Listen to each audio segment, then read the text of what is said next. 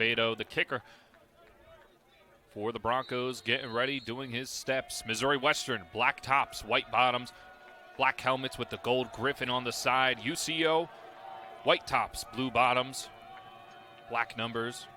And we are underway. Quevedo kicks it deep. It is going to be Javarius McGuinn taking it out from the goal line. He's going to find some room up the middle. He's going to get taken down just before the 25-yard line. And Brandon Burwald in the Griffins offense, getting ready to set up at the 24.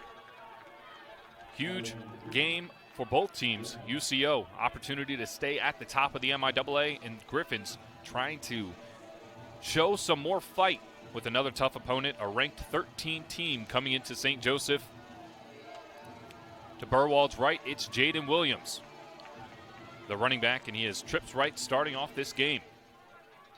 Rain slowly trickling down. It's only going to get harder from here.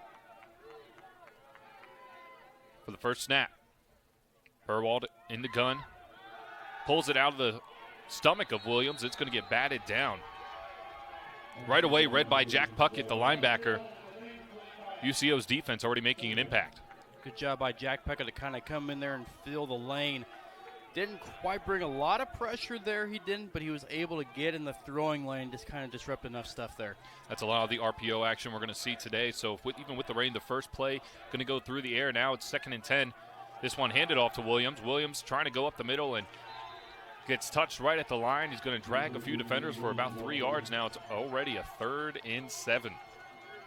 These are the situations Missouri Western wants to avoid today, especially with the rain. You don't want to go to a 3rd and long at all today, as we are still in the 14 minutes of this first quarter. Jonas Bennett on the far side. He has had 4 straight 100-yard games. We have split formation, running back to the left of Brandon Burwald. That's Jaden Williams to his left. Burwald receives the snap, looking left, fires over to the sideline, and it's going to be caught, dragging, fighting for a first down. It's Jonas Bennett. That's what he does so well. He catches the football, and then he goes back to his old running back ways, dragging defenders to move the chains. That's a good job by Bennett there. You mentioned his old running back ways. First couple of years, Jonas Bennett, pretty serviceable running back here from Missouri Western, able to get the extra yard there for the first down. Now a wide bunch formation on the right side of Burwald. Williams still in the game at running back. We'll see when we see Morrell Fountain. It's going to be thrown right over to Carey immediately. Carey, he's great after the catch as well, and he's going to go just for a couple of yards there. Great tackle from the Broncos. That was Kobe Stevens. Good job by Travion James to get that initial block on the outside. Jonas Bennett's guy kind of got right past him. If Bennett was able to just chip his defender a little bit longer, Carey maybe had a little bit more room to work with there. Similar formations, but switch the fields. We're on the right hash. Burwald hands it off, and it's going to go nowhere. Swallowed up right at the line of scrimmage. So far, this interior front for the Broncos has been doing their job. Connor Johnson, the linebacker, just kind of reading that in the right outside linebacker position. He saw the line moving. He just kind of came up, helped fill the gap there and make the play. Now another 3rd and long. Burwald looking right. He's going to fire to that sideline, and Jake Berry going up for it. Did he get in bounds? No. Excuse me, that was not Jake Berry. That was Trey James going up for it. He just gets pushed out of bounds. The throw was there, just drifted too much to the sideline. Now it's 4th and long, brings on the punt team. Not too much of a dispute by the Missouri Western sideline on that one, if it was close or not to stay in bounds, but good effort there to try to at least make the catch. Spencer Springer back to punt it. He's been great. Spiraling kick, backing up the returner for UCO, and he's going to make a move. He finds some room, but is going to get eventually tackled down. Kobe Stevens on the return. He's not going to get much. It's about 2 yards. 12:35 remaining in this first quarter. Missouri Western had a few solid plays through the air and running up the middle, but again, we knew it was going to be physical. That run game, they will deteriorate defenses as we go along. Yeah, and that's the thing. You saw in that opening drive, Missouri Western gets a first down, but you saw the type of plays we've seen them run successfully the last few games, do a lot of quick passes, just relying on the run as well. Like you said, they can hopefully chip away at UCO's defense later on. Now it's Jet Huff, University of Houston Division I transfer. He's going to take it himself on the first play of the game, and he's going to get tackled from behind Garrett Watson.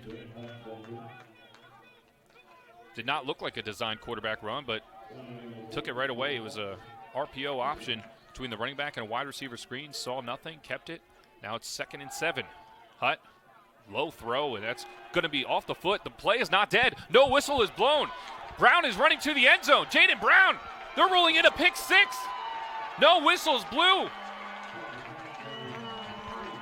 And right now it's a touchdown, Missouri Western. And UCO head coach Adam Dorrell's out on the field as 3 of the officials get together because the far side official did not make a ruling. We talked during the pregame. The rule on the field is an interception by the defense for a touchdown. Wow. Well, we talked about the craziness against Nebraska Kearney 2 weeks ago and how the Missouri Western defense disrupted that game immediately. What a start.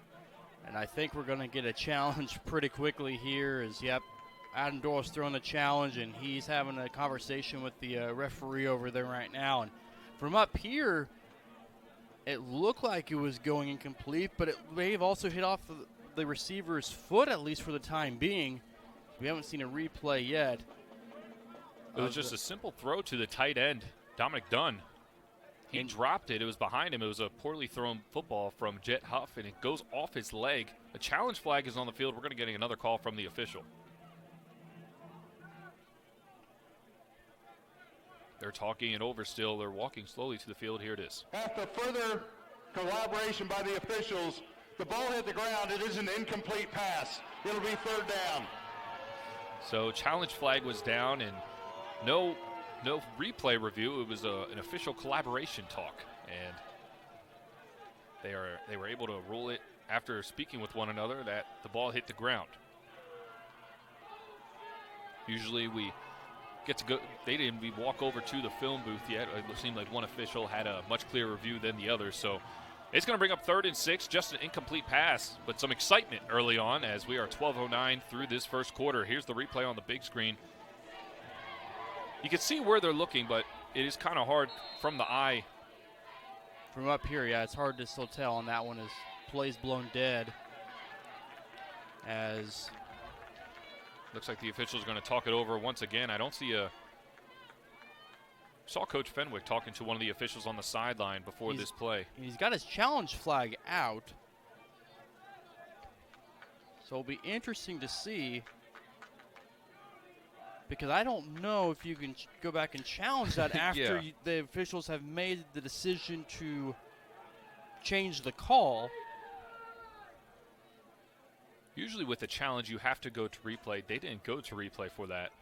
So I'm wondering if they just negated Missouri Western is challenging the ruling on the field of an incomplete pass. There it is. The previous play is under further review. So they picked up UCO's challenge. They picked up UCO's challenge. They just say incomplete after further discussion. Now Missouri Western wants to challenge the football after seeing it on the big screen here at Spratt Memorial Stadium. So they're going to talk this over. But looking at the replay, you can obviously see it kicks up from his leg. It's just were there spots of the football that got in the way. We're going to take a look here as quarterback right there. And that's close because it doesn't. His right foot, it kicks up off of it, to me at least, Kyle. It kicks up. Yeah. Well, that's his. That ankle looked like it hit the ground. Yeah. From right there. Because either it's his left foot, right. That's a good shot. Yeah. Nice job by the camera crew right there. That looks like that's a great shot of the football there. It looks like it's touching the ground, and that's what we see. 3 officials in the middle of the field looking up at the big board as well. Well, 2 weeks ago started pretty crazy, and we're not too far off of that at this week at this point. We'll see how this play unwinds there. But on that pass, like you said earlier, it's thrown behind the receiver. And if it's thrown on the mark, that's a first down for UCO more than likely. And instead, though, we're in the review. And, again, the challenges in Division II MIAA, the cameras, they're not all Division I NFL-style cameras where you have 16 different angles. Most of them are up top angles that you're looking at.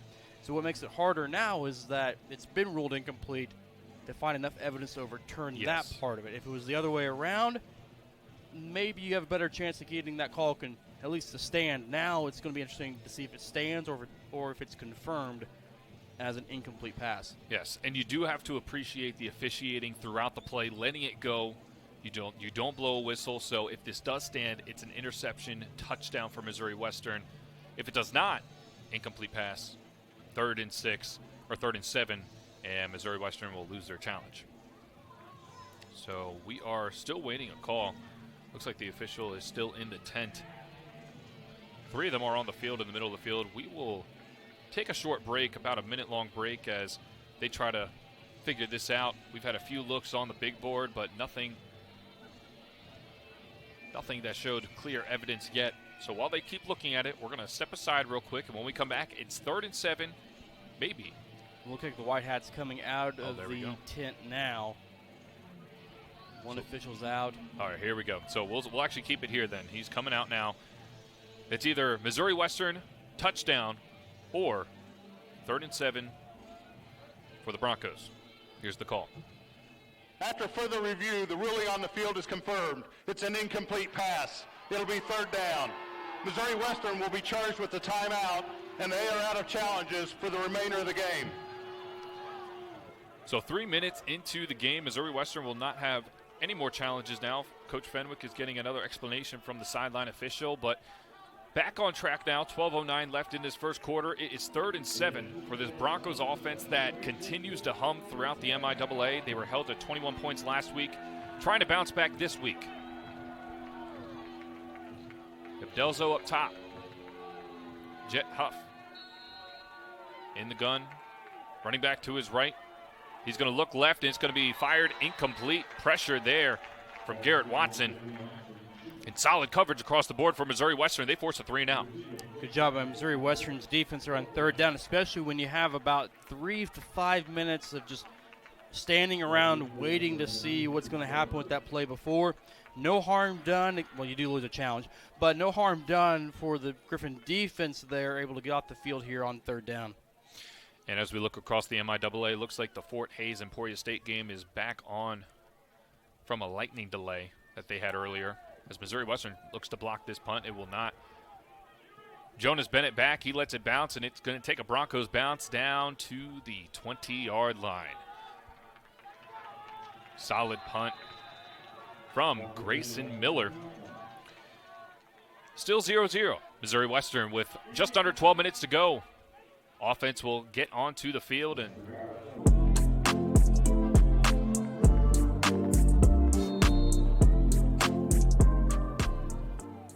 welcome back. Missouri Western's offense is on the field. It's Brandon Burwald in the gun. Morel Fountain to his left. He's going to fire right to Jonas Bennett. Bennett's going to catch it and get tackled down right away. Broncos defense was there. Connor Johnson, the weak side linebacker for that linebacking crew, takes down Bennett. It's going to be a short gain of 3. Now it's 2nd and 6. Short gain of 4. This Missouri Western offense needs to continue to have positive yards on 1st down. They seem to have the most success when that first play on a new set of downs. Burwald alone in the gun now brings back Jonas Bennett to be in the backfield. He's going to hand off to Bennett. Great way to get the ex-running back the ball when he's done so well throughout the season, picking up yards. It's going to be a solid gain. It's going to be good enough for a 1st down. He's been such a crucial part of this offense this year. Jonas Bennett has. He's been one of the leaders of this team, especially with how many injuries and how many things have had to change with the offense. Jonas Bennett has been a consistent part of this offense and had a really great season so far. And I like that creativity there. Empty formation, bring back Jonas Bennett to the running back position. Again, empty as well. 1st and 10, Burwald. When you see empty formation with him, you got to be respectful of his ability to run the ball as well. He's going to flip around, fire it to Trey James. James has a blocker. James going to go down this right side, pick up a 1st down again, now up to midfield. Some creativity I was about to say that too. The amount of different looks Missouri Western's offense will give you, a lot of quick screens, a lot of quick throws, a lot of misdirections. Right there, good blocking by the receivers, able to get out in front there. James doing a good job of getting some extra yards too. So far, the Yaks have been in Missouri Western's favor, the yards after catch. James is at the bottom. Up top is Chris Floyd. In the slot on that top of the field is going to be Jonas Bennett. Burwald in the gun. He's going to look to pass. Now he's scrambling around, and he's going to get sacked. Looked like a broken play, but Jack Puckett making an impact early on in this game. He had a batted ball earlier, and now a sack. Yeah, the sophomore linebacker just kind of sitting there keying and reading what Burwald was going to do. Like you said, kind of looks like some miscommunication on the play, but Puckett there just – this linebacking core of Central Oklahoma does a really good job of either staying home, waiting for the play, and able to fill pretty quickly too.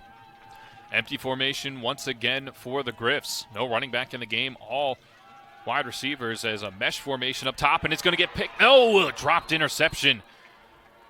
It was right in the hands of Connor Johnson. He read the play, and Burwald is lucky that that one did not go the other way. He could have gone for 6. Yeah, there was 2 defenders right there on Jonas Bennett, and Burwald tried to fit in a very, very tight hole that was not there very long. It was closing up pretty fast, and Griffins get lucky there on the drop. So now the Griffins will face a 3rd and 16 in what started as a solid offensive drive. Just behind midfield. They're at their own 42 on the right hash. Burwald. He has Fountain next to him now.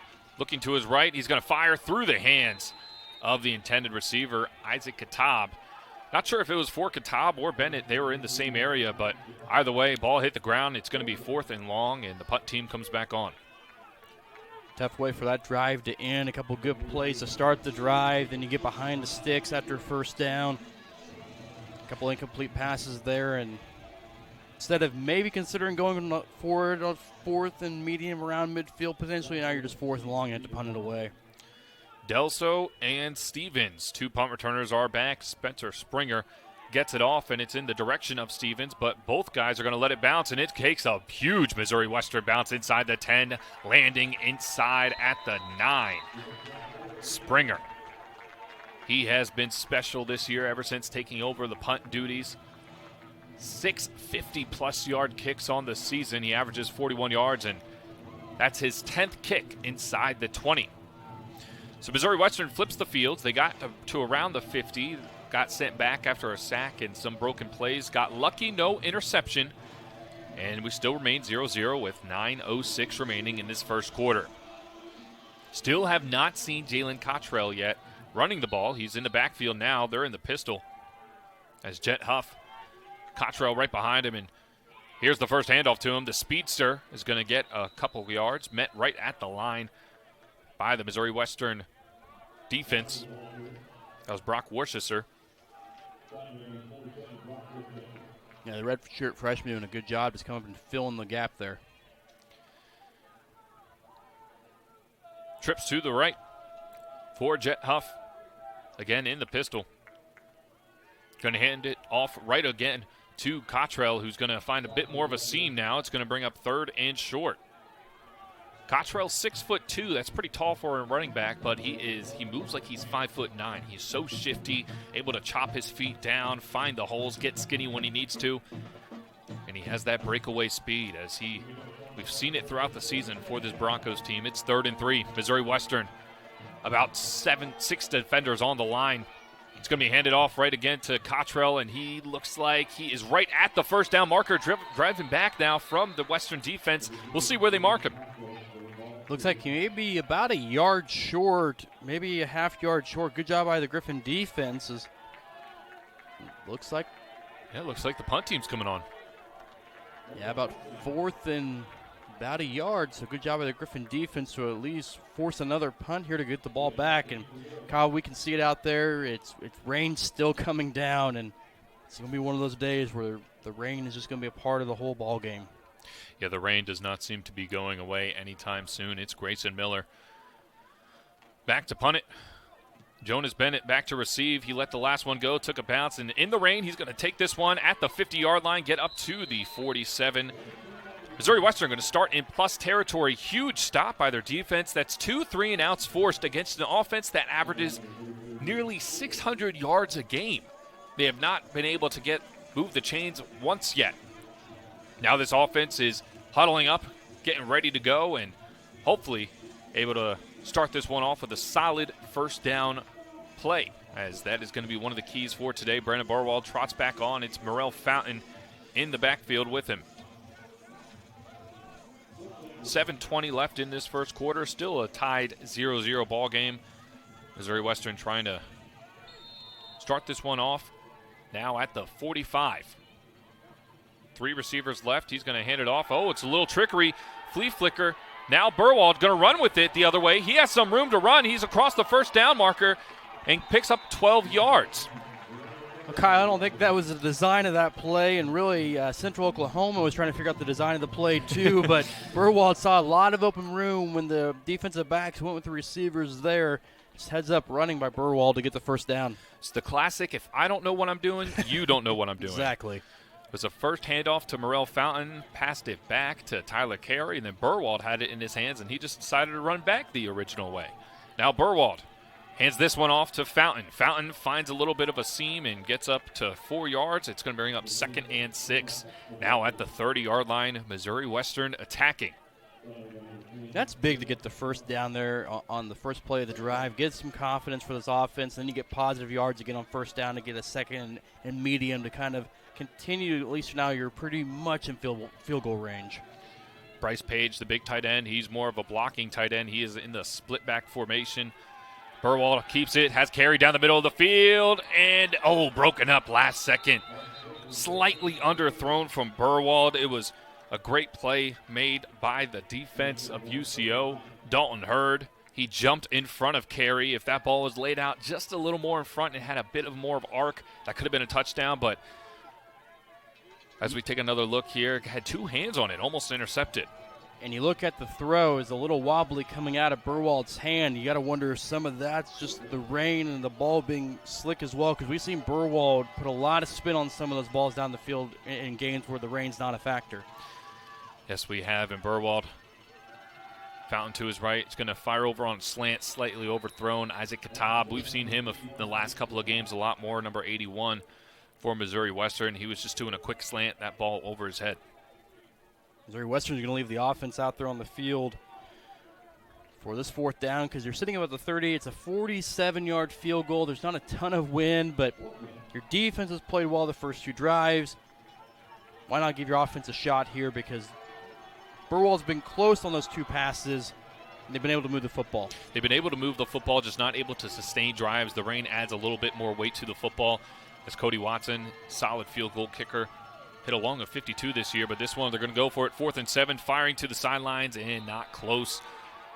The Broncos will take over at the 30. It was intended for Jake Berry, but over the head there was a bunch of UCO defenders in the area. And that's just going to be one of those, that's the first impact we've seen with this rain. You know, if it's not raining, if it's a clear day, you think they just kick field goal there. Yeah, and it looked like on that one, too, on the far side, it looked like you had one defensive back kind of playing the zone underneath on the route, then you had one over the top there, and Burwald tried to fit it along the sideline, and just wasn't a lot of room, a lot of space to do that.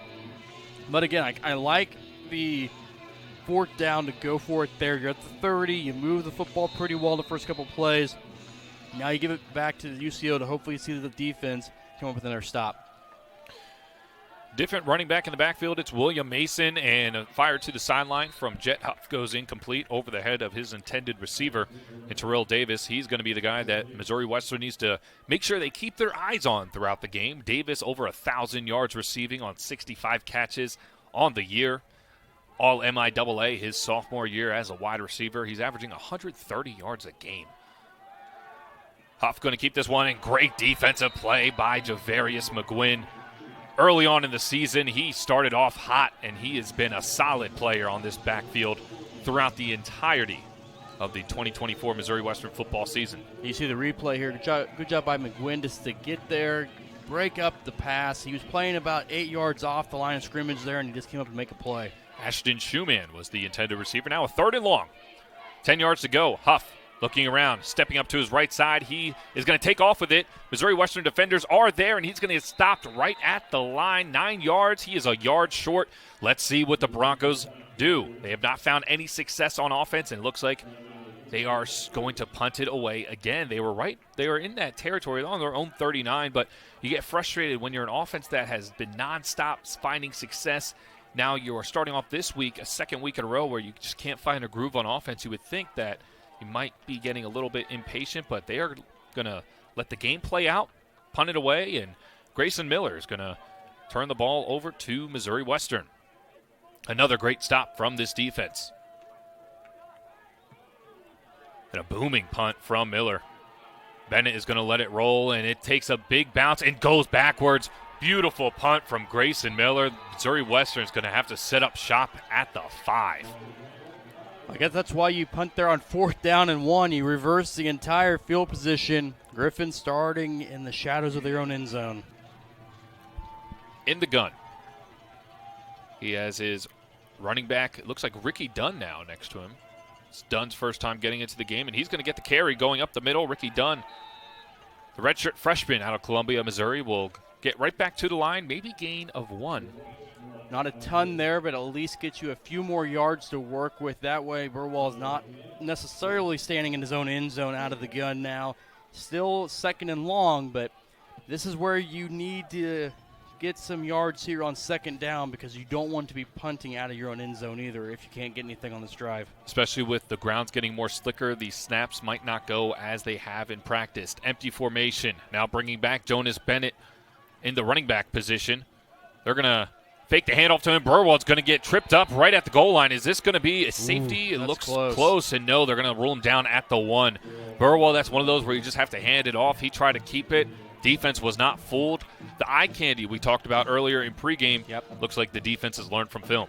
Yeah, and that's when you look at the replay, trying to get out of there, but heads-up play. This linebacking unit for UCO has been flying around. That was Connor Johnson there to take Burwell down for the sack. But, yeah, now you're in a situation, you're 3rd and long, and right here, if you can't get a 1st down, you want to at least get 8-9 yards to try to get your special teams out of their own end zone. Tight bunch formation. It's going to be handed off to the running back in Fountain. Fountain has a seam. Fountain going up the left side. There is a flag in the backfield. Now 2 flags down. We'll see what these calls are. One on the right away from the snap. You'd have to think a hold based on the positioning of the flag. But the refs are going to talk it over. There's another one at the 15-yard line. And they dropped the first flag right outside the end zone. The other one's about the 15-yard line, so first one's going to be holding. Second one, I would assume, is probably holding as well. Yeah, did not see a Western receiver out to that far side, but it could have just been a delayed play as we wait the official call. It doesn't look like anybody is making a call. They're confirming with Coach Dorrell. As if we can get this. There's 2 fouls on the play, both by the offense. Holding. Number 5, that penalty is declined. Holding, number 23, that penalty being enforced half the distance from the previous spot. 3rd down. So instead of a 3rd and 14, we have a 3rd and 14 and a half. As Missouri Western had a nice run up the left side. It was that was Ricky Dunn with the carry, and he was just pushed out of bounds. But 2 holding penalties are going to bring it back, and now you're in a dangerous situation once again. I think Adam Dorrell's maybe wondering, too, and I thought so, too, the first flag thrown in the backfield was thrown in the end zone. So if that's holding there, that's a safety. Mm-hmm. But they dropped the flag right outside of the end zone. So I wonder if that's what he's trying to figure out here, too. That's a great call, yeah. Is where was the actual hold at? But either way, now Missouri Western, that ball is just barely not touching their own end zone on this play on 3rd down. That's a great call. Yeah, if there is a holding in your own end zone, that's 2 points for UCO, and they get the ball back. But they dropped it at the 1. So Western may be escaping. We did not get to see a replay on that. But we continue play once again as Burwald Motion's done to his left. Awaiting the snap. 3:18 on the clock. He's going to look to his left. Fire right away. Beautiful catch. Climbing the ladders. Trey James. No, they're going to rule incomplete. When he hit the ground, he lost the ball. And there's also a penalty on the near sideline, too. Let's see what this one is, too. It's right at the line of scrimmage. Oh, I thought Trey James caught that. That would have been a spectacular catch. Still short of the first down. Illegally downfield, number 86 of the offense. He was covered up. That penalty is declined. 4th down. They're just going to decline that. It's going to be 4th and long, and now Spencer Springer is going to have to be his heels on the back of the end zone line to get this one off. And these are the dangerous punts that you have. Not a lot of room. I mean, you're talking, he's got 10 yards to work with, and that's not what he's used to, and it looks like UCO may bring the house here. Yeah, Colby Stevens and Jacob Delso back to receive, but we'll see if they're even able to get it. As they are, it's a wobbly kick received at the 39 by Delso. He's going to try and switch the field. Now he has room up the right side. Going down to 20, 10, 5. Tackle down at the 5-yard line. UCO hasn't had much success on offense, but that special teams sets them up inside 1st and goal, 5 yards away from breaking the seal on this game. That's a tough one for a lot of reasons there. The punt gets to about the 38. See one Missouri Western defender slip down on the wet turf, and there's a lot of running room. You talk about reversing the field when you punt from your own 40. On 4th and half a yard, you get a punt inside the 5. Missouri Western has some penalties, backs them up. Now you're 1st and goal from inside Missouri Western's 5. Yeah, and a huge size package here. Or no, not a size package. That's just the huge left tackle, Noah Dobson, running onto the field.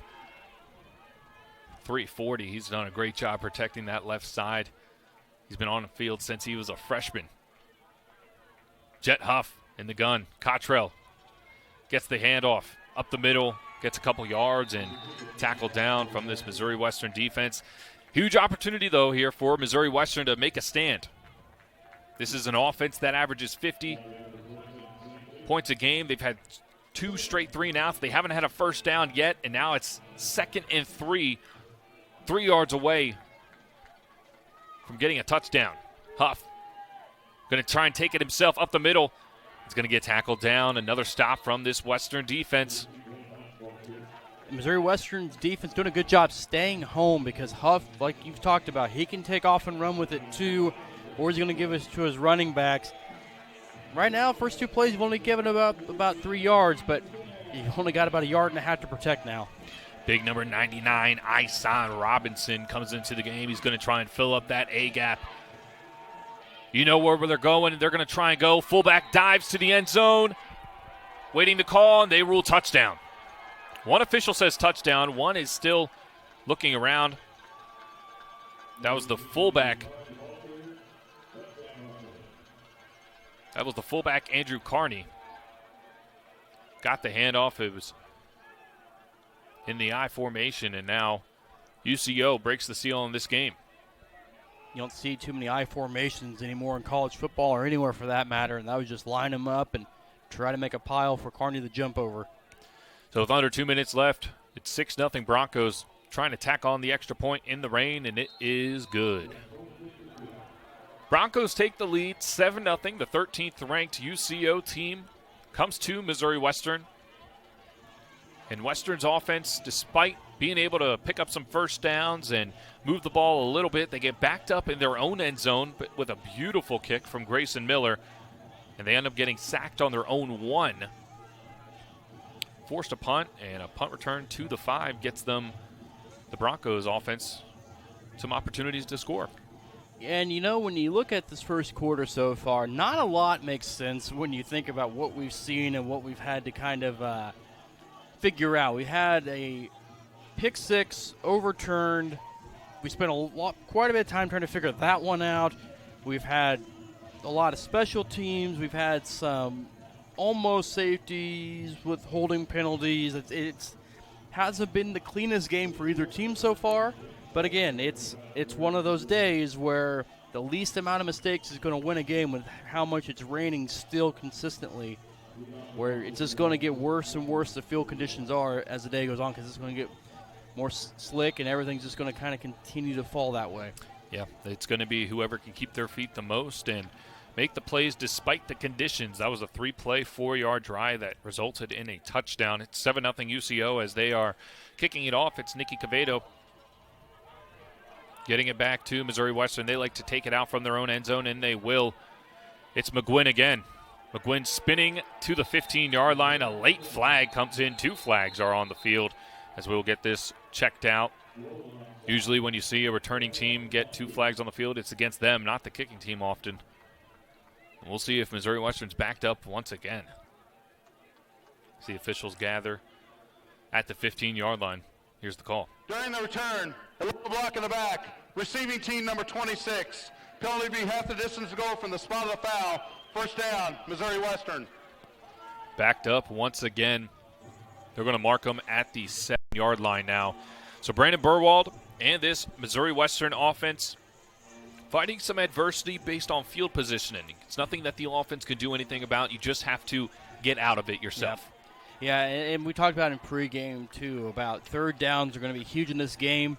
We didn't talk a lot about penalties, but so far penalties have been an issue for Missouri Western in this ball game. Yeah. UCO coming into the game, they have 44 penalties on the season. That's the best in the MIAA. For Western, they have the second most, 58 penalties, and it continues to be a problem for them. It backs them up here. Jonas Bennett muffles with the carry, and they're going to get pushed back. He ends up in the end zone, but forward progress will bring it back to the line of scrimmage. Not a clean handoff there. Yeah, and Jonas is talking to his quarterback there after the play to kind of say, hey, just give it to me here, because you can't have those last-second decisions when rainy conditions like this, because you just never know if you and the running back are on the same page. Yeah, now they bring back a rostered running back in Jaden Williams. Bennett back in his wide receiver position. Minute 15 on the clock. It's 7-0. And it's going to be a designed quarterback keep for Burwald. Burwald trying to go up the middle, and once again, this Broncos defense staying strong. Now you're third and long after you get about 4 yards on that carry. And looks like there's a Bronco down. It's J.K. Moore. Defensive back for UCO, and so they treat that injury. We're going to step aside. Under a minute left in this first quarter. It is 7-0 Broncos over the Missouri Western Griffins. Keep it here on the Missouri Western Sports Network. Fast Gas has been St. Joseph's stop for fuel, snacks, and drinks since 1976. Always offering fast, friendly service and clean facilities, Fast Gas strives to be your go-to convenience store with 7 locations in St. Joseph. Next time you're on the go, stop by Fast Gas and grab a made-from-scratch, fresh fare cookie, a Godfather's pizza, or save up to 15 cents a gallon with mobile pay. Fast Gas, proud to be local and proud to be a supporter of Missouri Western Athletics. Be a part of something bigger at Missouri Western State University. We are Missouri's official applied learning institution, and we're committed to providing 100% of our students with real-world experience before graduation. Missouri Western students get hands-on learning experiences throughout their entire college career. Experiences like award-winning research, internships, showcases, and so much more. At Missouri Western, we give you the best foot forward into your future. To be a part of something bigger with us, check out our website at missouriwestern.edu. You're listening to Missouri Western Football on the Griffin Sports Network.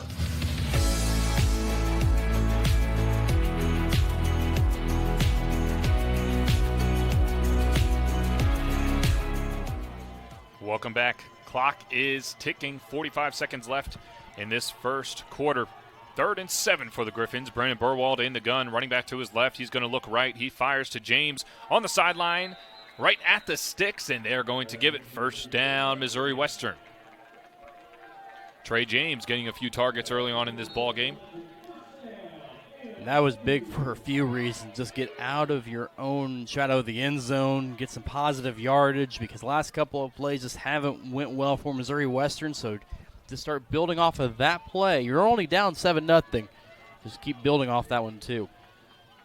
This will probably be the last play of the first quarter. It's going to be a handoff to Williams. Williams met in the backfield and driven back. It's going to be a loss of 1. It was Hunter Larkin in the backfield right away.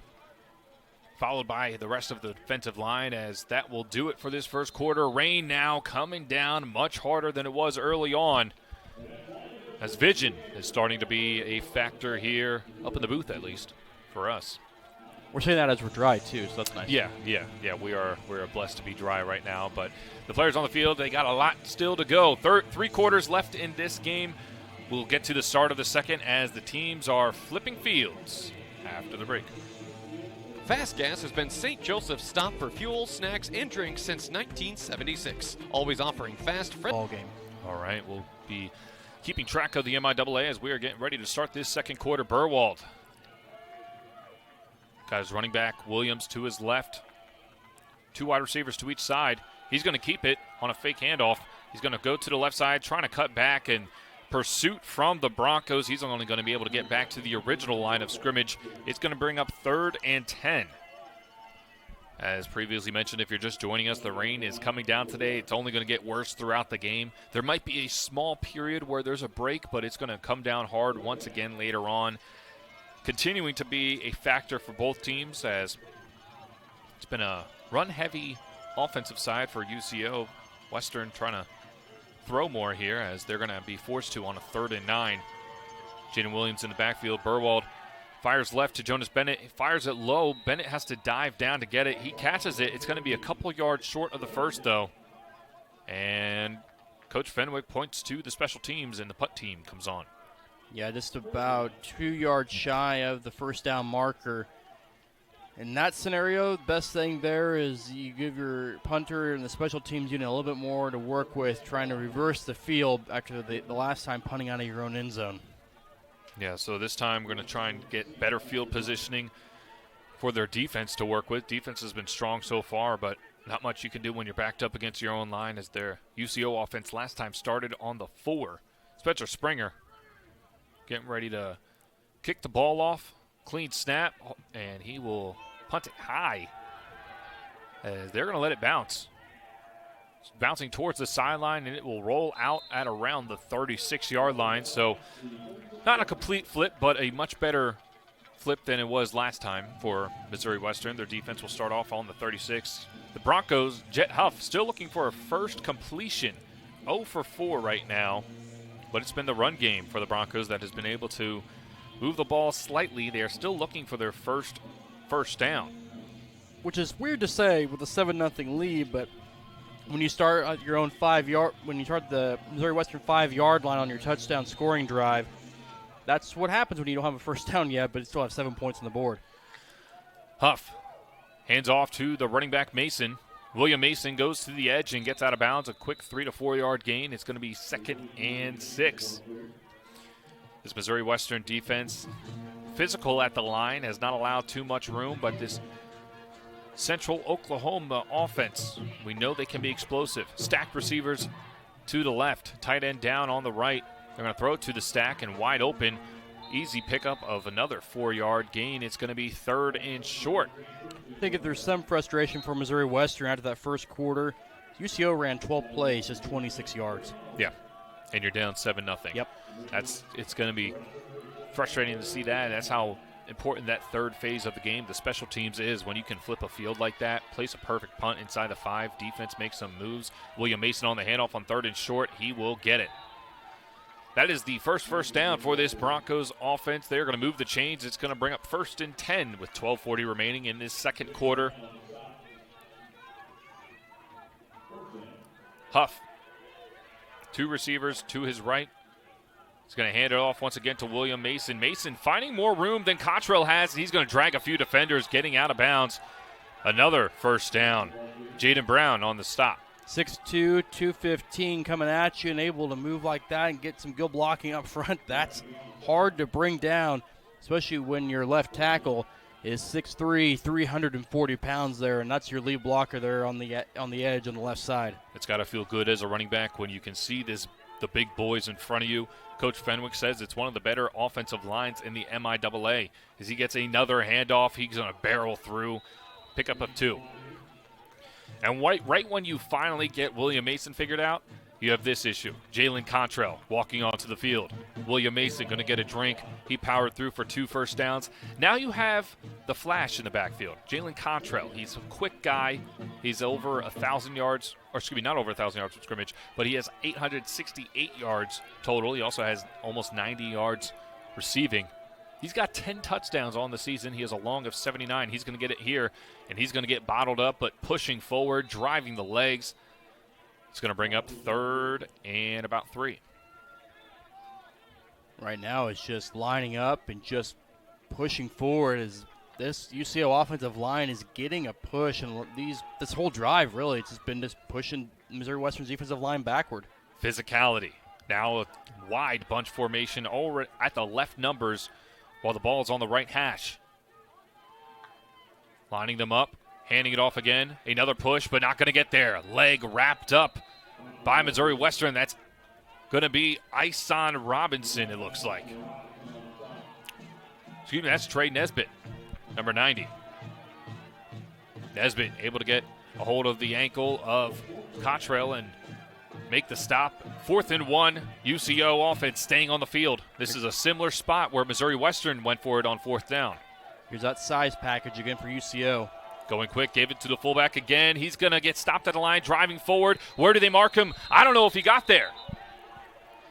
Right now, officials running in as if he's short. Where do they mark this football? He got stopped right at the line. He looked about a half-yard short, if that's where they're going to mark him. It was the fullback, Andrew Carney.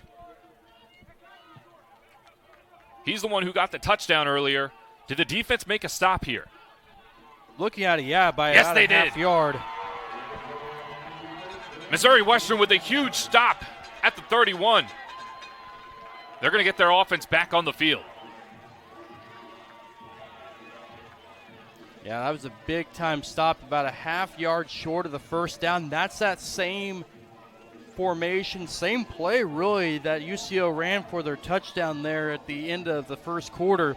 But good job there, keeping tabs and putting your big guys on the defensive front in there to kind of stop up everything on that drive. In modern-day football, you don't get to see the big FB fullbacks anymore, and that one right there, Missouri Western defense able to shut them down. Burwald keeps the ball into double coverage.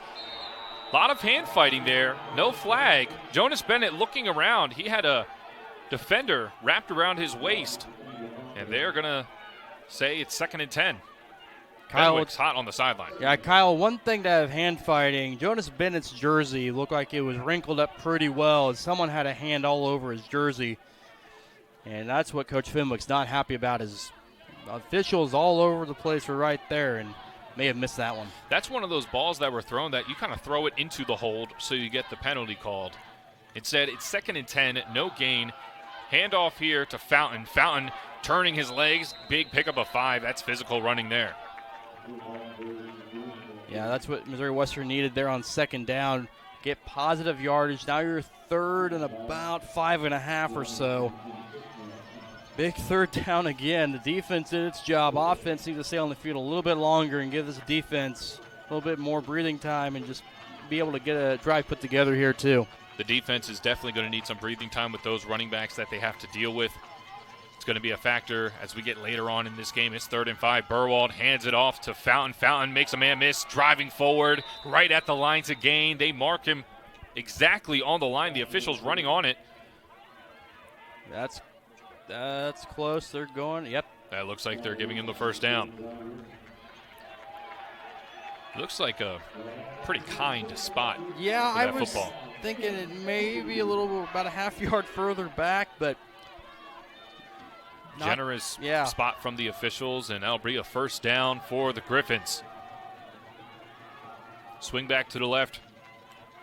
Fountain to the right. Burwald hands off to Fountain. Once again, he's going to get hit at the line, still trying to drive forward, and that's going to be a stop.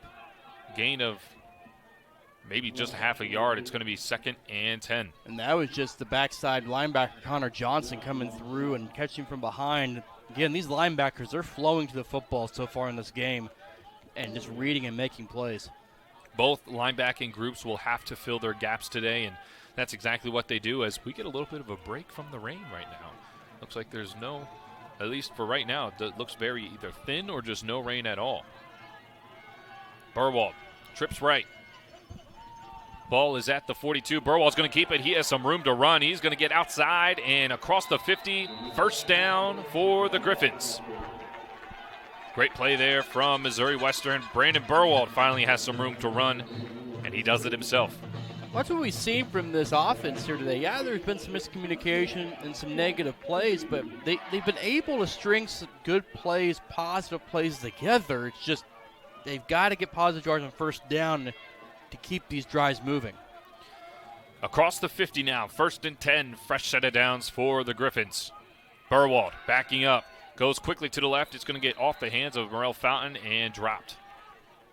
Defender there right away, Jack Puckett. How many times have we said his name already? The middle linebacker out of Bixby, Oklahoma.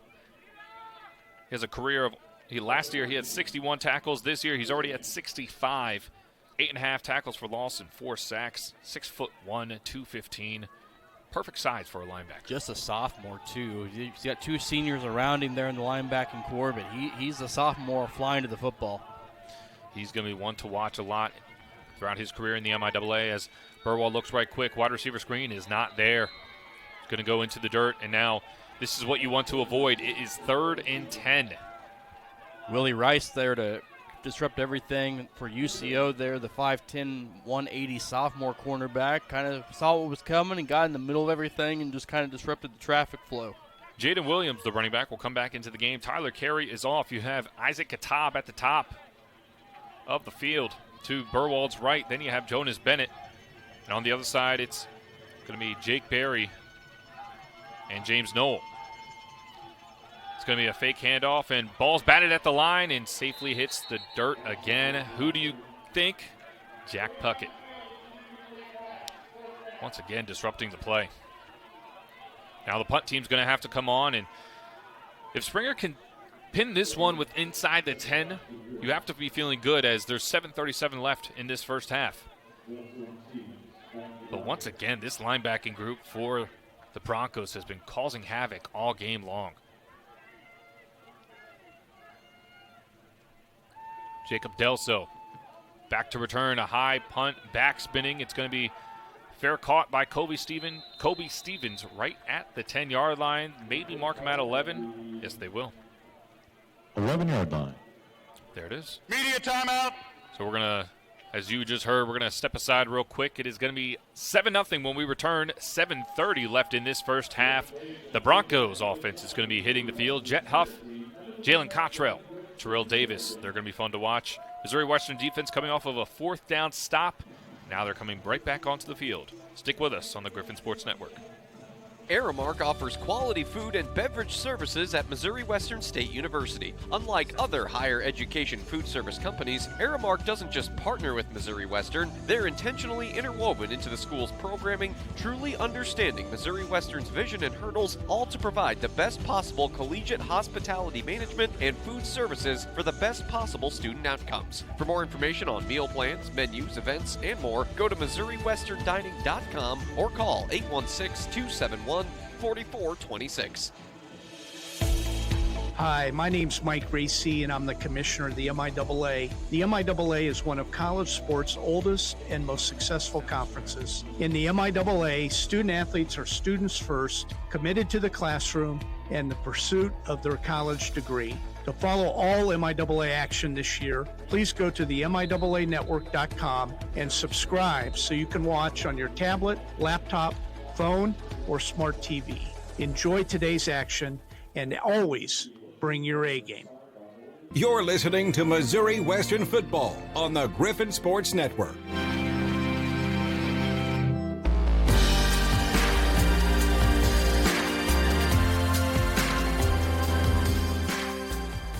Welcome back. 7:30 left in this first half. The Broncos with the football at their own 11.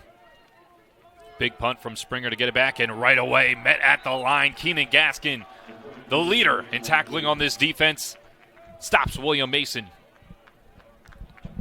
It's going to be a loss of about 3, so tackle for loss for Keenan Gaskin.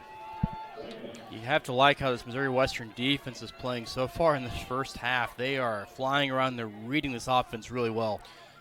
This offense is not easy to stop. They've been amazing throughout the entirety of the MIAA season, and right there, incomplete pass. Jet Huff is still, oh no, he has his first completion. He has one completion for 4 yards, and this is going to bring up 3rd and 13. And that was Keenan Gaskin sitting back and staying home, doing a great job there because Huff didn't like his first option, didn't have anybody open there in the flat and tried to go over the middle, but Gaskin wanted 2 guys there to break up the pass. So Gaskin having a good little drive here so far. Huge opportunity for this Missouri Western defense to get off the field and give the offense good field positioning. Huff backing up, toes on the goal line, fires up high, has an open receiver, and it is caught. First down.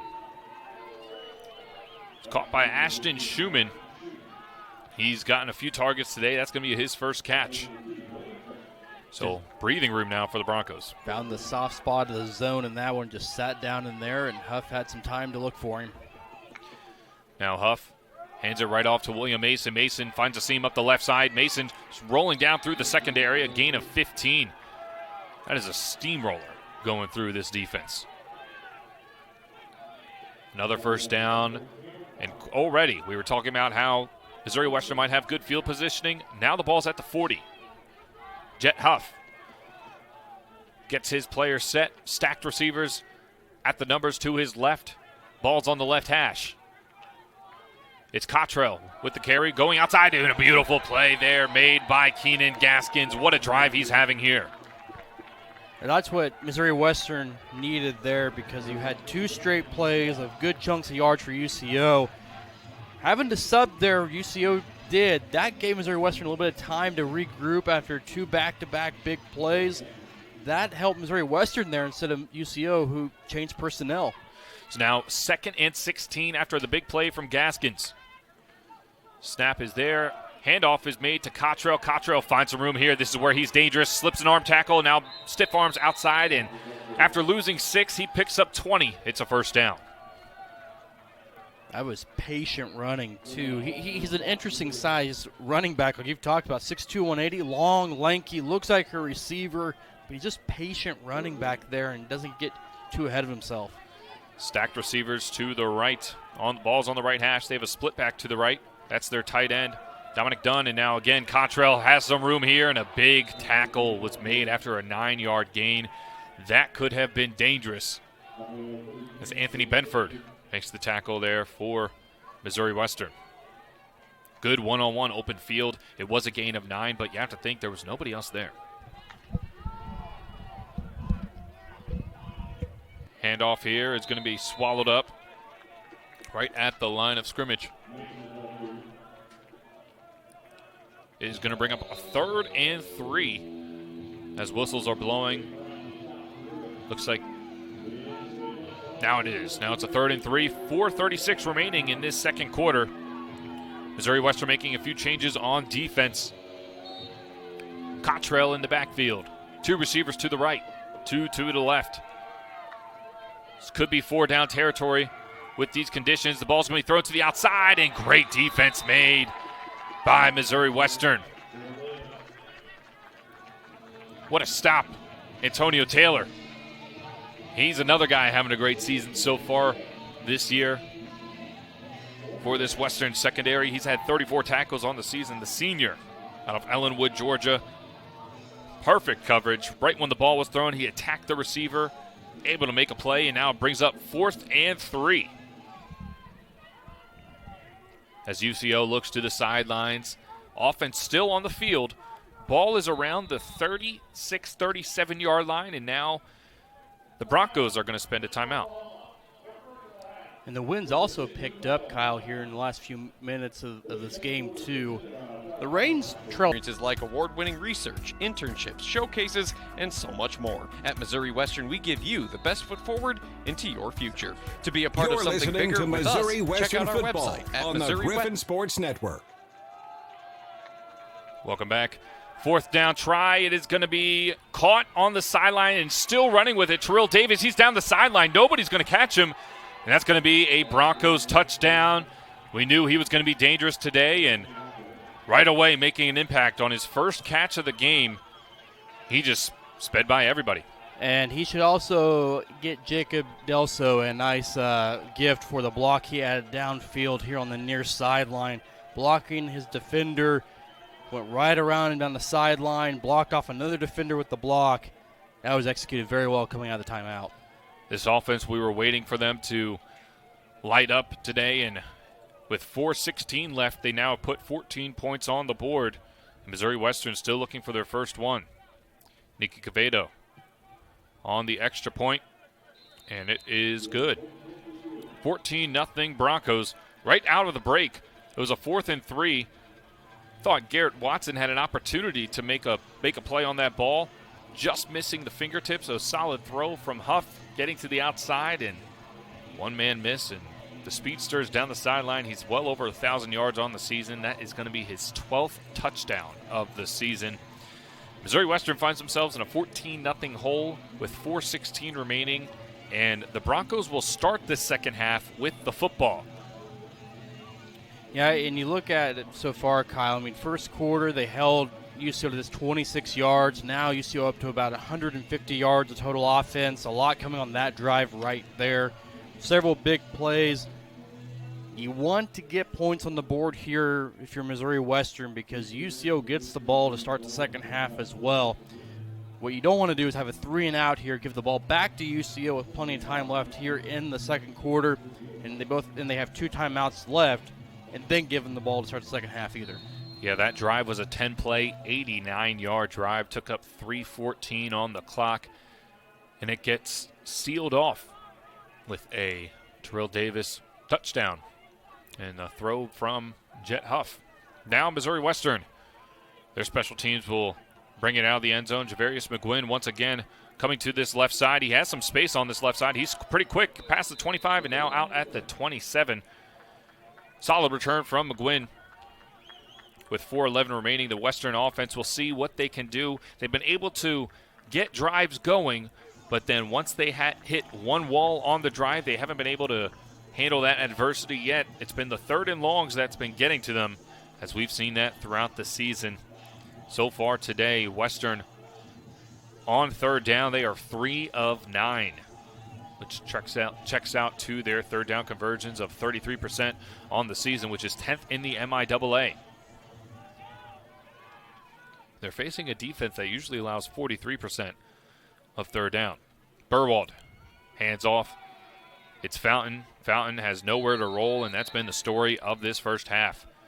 Inside running has not been able to go anywhere. Excuse me, that was not Morel Fountain. That was Ricky Dunn, the redshirt freshman. 26 and 28. They always look very alike.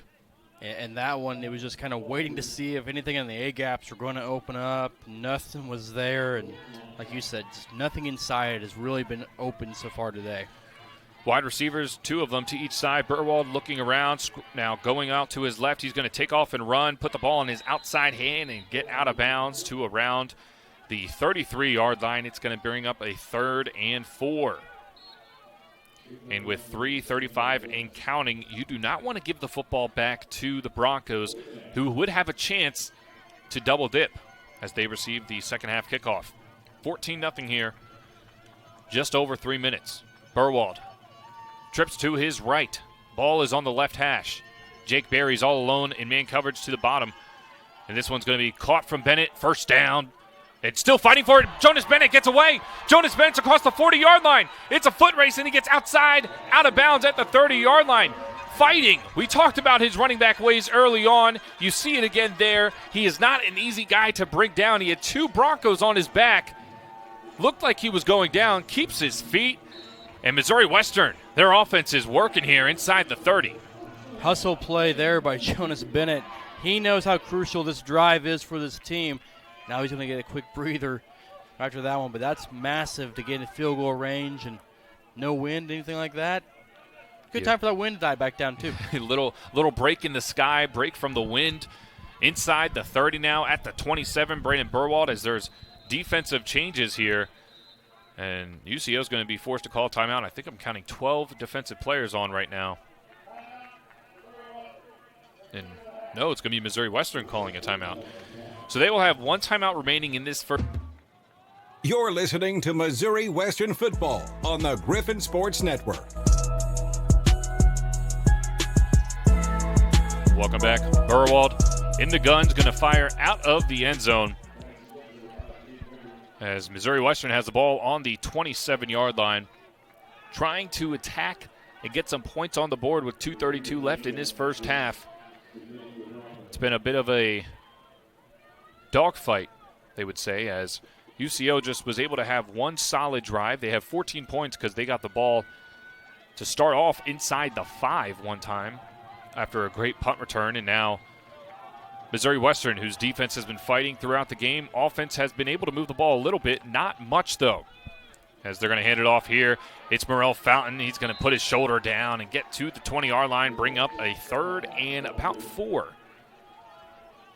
This UCO defense has been led by Jack Puckett, the middle linebacker, and Connor Johnson, the weak side linebacker. Those two have been playing physical and getting hands on footballs often. Now with trips to the left, Burwald looking that way. He's going to send it over. It's going to be Jonas Bennett. Who else? Making a move and getting the first down. Now at the 15. Count it to the 11-yard line as we hit the 2-minute stoppage with 1:57 left. It's going to be 1st and 10 at the 11. Missouri Western sniffing the goal line. They're trying to get in the end zone before the end of this first half against the number 13 team, University of Central Oklahoma Broncos. We'll take first half as Missouri Western trying to get on the board for the first time. It's Burwald. Hands off to Fountain. Fountain up the middle. There hasn't been much room there today, and there still continues to be not much room as there's some fighting down the field. Missouri Western offensive lineman, that looked like it was Braden Wycliffe pushing back a defensive back all the way to the goal line. But for the football, it was just a 3-yard gain. It's 2nd and 7. Brandon Burwald, 2 receivers to each of his sides. It's Jonas Bennett, who's been having himself a day once again. It's going to be a keep from Burwald. Burwald sniffing the goal line, gets in. Touchdown, Missouri Western. Right away, Brandon Burwald kept the football, took it himself, and the Griffins cut the lead in half with 1:24 remaining. Burwald today so far, he has been utilizing his legs often. He's up to 23 yards on the ground, and now he will add a rushing touchdown to the stat sheet. That drive was huge thanks to Jonas Bennett making a huge play as the extra point. They have not been easy to come by. This one is good. 14-7. Missouri Western responds with a beautiful drive, mostly led by the catch from Jonas Bennett. Bennett, he's up to 67 yards on the day. He had a 40-yard reception. It was just a quick 10-yard in. He caught it, slipped 2 tackles, and was able to get inside the 30-yard line. And now Missouri Western puts up 7. It's 14-7 with 1:24 left, and the defense is going to try and make a first half stop before we head to halftime and keep this 7-point game. Chris Roush was in the booth. Now he's making his way to the field for a halftime interview with head coach Tyler Fenwick to see his thoughts on the half as the rain picked back up just for Chris as he just got out of the sheltered broadcast booth. I'm sure he's going to enjoy that. Missouri Western set to kick it off. 2 returners are back deep for the Broncos. It's Dev Matthews to the left alongside number 3. That's going to be his teammate Kobe Stevens. As Mason Grove, for the first time today, is going to set to kick it off for Missouri Western. He kicks it deep, and that is going to be returned from Dev Matthews. Matthews to the left side across the 20, now across the 25, slips a tackle across the 35, and it's going to take a gang of Griffins to get him down. No flags. UCO setting up shop with 1:16 left in this second quarter at the 32-yard line. Western defense has been led by Keenan Gaskins throughout today. He's made a couple of big stops when needed. And this UCO offense, besides for the one drive where they got their second touchdown of the game, they were struggling to get first downs. Now, trying to double dip, starting off with a handoff to Cottrell. Cottrell to the right side, using his speed, but getting his legs wrapped up, and Gaskins again just was talking about him. He was not going to let go. As a little bit of extracurricular was right after the play, but no flags. Under a minute now. Clock still ticking. Huff hands off again. Cottrell going to the left now. Switching the field and gets the first down out of bounds. Clock will stop. UCO has 2 timeouts. They are right before the 50-yard line. We saw a 2-minute situation 2 weeks ago as Nebraska Kearney was able to kick a game-winning field goal as time expired. Let's see what the defense has been able to talk about throughout the week and how they play. It's been 2 handoffs. Now they're going to pass. Looking to the middle of the field is Huff, and he's going to get wrapped up. Took too long, and it's going to be a huge sack from this Missouri Western defense. With 34 seconds remaining, and now a timeout is going to be called, and for every sack recorded by Missouri Western this season, Jerry and Linda Myers of Shelter Insurance in St. Joseph will donate $15 to the Missouri Western Student Athlete Advisory Committee for their annual Missouri Western Student Athlete Gifts Giving Grifts program. That's sack for sacked. And a timeout is called on the field for UCO. They will have one left. It's 2nd and 17 as they think things over. Missouri Western, that was their first sack of the game. They have been great on that all season long, able to get to the quarterback. They have 24 sacks. That was their 25th on the season. That's first in the MIAA. And during this timeout, we'll take a look around the league as there's a big one going on at Emporia State, as it is 19-7 Fort Hays. 6-3 Fort Hays State over Emporia State. The Hornets are one of the 3 teams at the top. It's UCO, Emporia, and Pitt State at the top of the MIAA, sitting all at 7-1. And we'll take a look at the rest during the halftime break, as that was a quick timeout. 2nd and 17 now. Jet Huff. And that quarterback Cottrell to his right. He's going to swing it out to him, and he's going to get met in the backfield. Solid tackling there. This defensive performance from this Griffins defense has been impressive. Antonio Taylor sticking his nose in the run game, and right there, we like to call it a long handoff, and that is going to do it for this second half. They sucked all the air out of this UCO offense before halftime. They're going to let the clock run out as it is 3rd and long. They don't want to risk anything. And we are going to head to halftime. UCO leading the Missouri Western Griffins 14-7. We're going to send it down to the field as we look for Chris Roush, who's Matthews and Stevens getting ready to return the kick. That is going to go to Kobe Stevens. Heels on the 2-yard line, going to bring it out. He's across the 20-yard line, going to the right side, gets up close to the 30. It's going to be a 29-yard return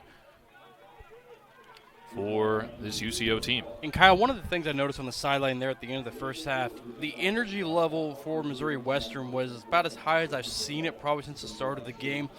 They know how close they are in this one. They know how back and forth this game has been.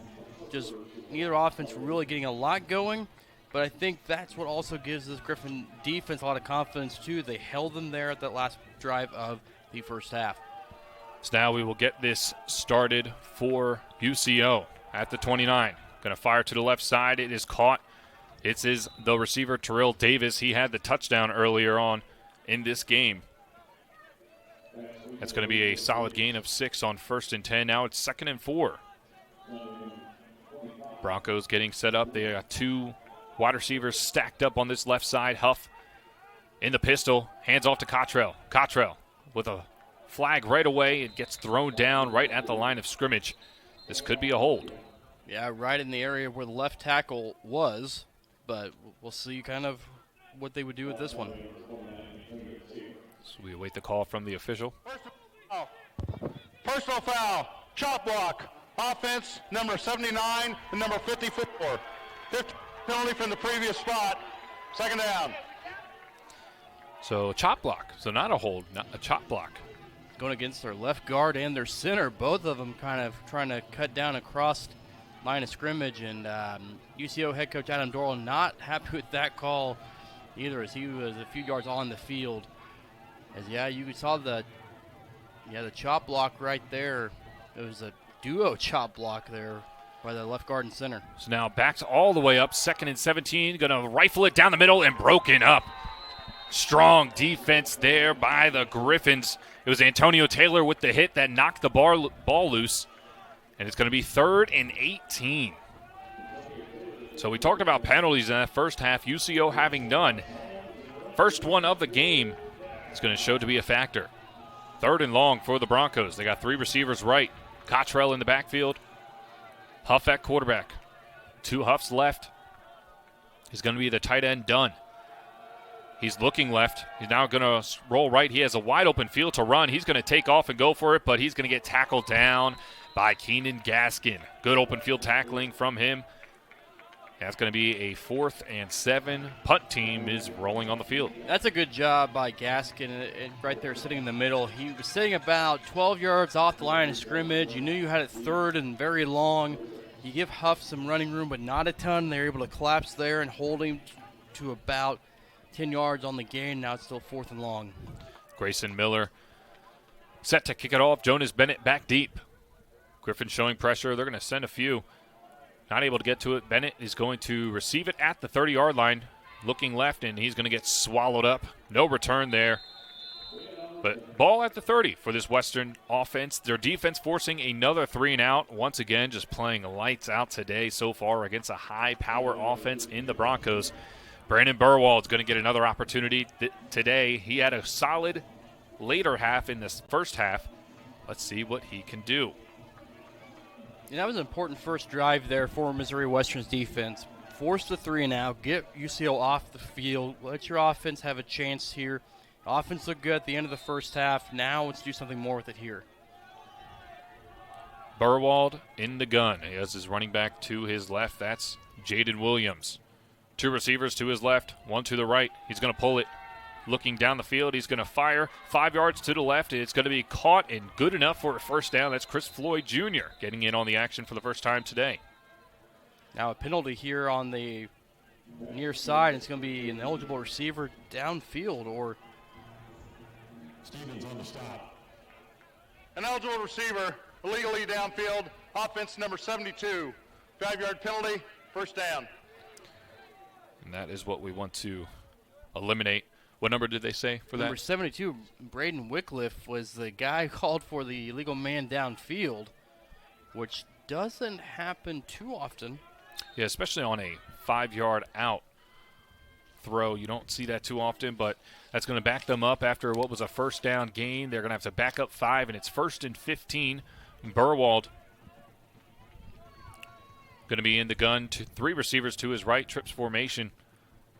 Running back Williams gets the ball up the middle and, again, breaks one tackle but gets swallowed up at the line. It's going to be no gain. Williams has just not had any luck going right down the middle. That defensive front, the D tackle, Hunter Largent, has just been so strong up front for UCO. Now 2nd and 16 for Missouri Western. 12:20 and counting in this second quarter. 2 receivers to each side. Running back to the left of Burwald. Burwald looking left. Fires too high for Jonas Bennett. He was open. It was a quick 5-yard speed out. Little overthrown, and now it's going to bring up a 3rd and long. Penalties. Again being the storyline for this Western offense, not able to move the football. As they look to the sideline for the play call. 20 seconds left on this play clock. Tyler Carey, someone that we haven't heard too much of today. He's been strong. He only has 1 catch for 2 yards. It's been mainly Jonas Bennett at the receiver position that has more than 30 yards as he goes in motion to form trips on the right. Williams in the backfield. Burwald scanning the field, fires to the middle of the field, picked up and intercepted. Intercepted by Kobe Stevens off the hands of Tyler Carey. That's the second game in a row for Missouri Western. We've seen a hand off of the receiver's fingers and be picked off. And Burwald, visibly frustrated, walking to the sideline, and UCO is going to take over at the plus 42. It was a throw to the middle of the field, slightly high, but off the hands of Tyler Carey. Just an unfortunate bounce. As we get a look at the replay, it was behind and high, but Carey got a hand on it, and that's what popped it up in the air for a gift to Kobe Stevens. Stevens was the one who was able to, it looked like he lost the ball towards the end of the play. I wonder if they're going to try and review that. But without any challenges left, the call is just going to be how it is on the field. Now at the 40-yard line, the Broncos are going to take over. Huge turn of events. Again, a slow second half start for this Western offense and a team as a whole. Defense going to have to make up for it. Cottrell on the pitch. Gain of about 2.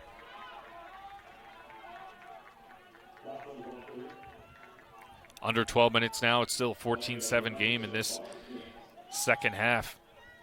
Third quarter. Missouri Western defense is going to try and bail out their offense. Has an interception from Brandon Burwald. Firing to the field. Going to be caught from their wide receiver, Terrell Davis, once again, but he's going to get shoved out of bounds. Now it's a 3rd and 6. Missouri Western defense standing strong, but again, with weather conditions like this, you have to think it's 4-down territory. We could see a run here. You look at the giant American flag there in the Bill Snyder Pavilion. That wind's picking up a little bit, and it's blowing favorably now for UCO if they're in field goal range.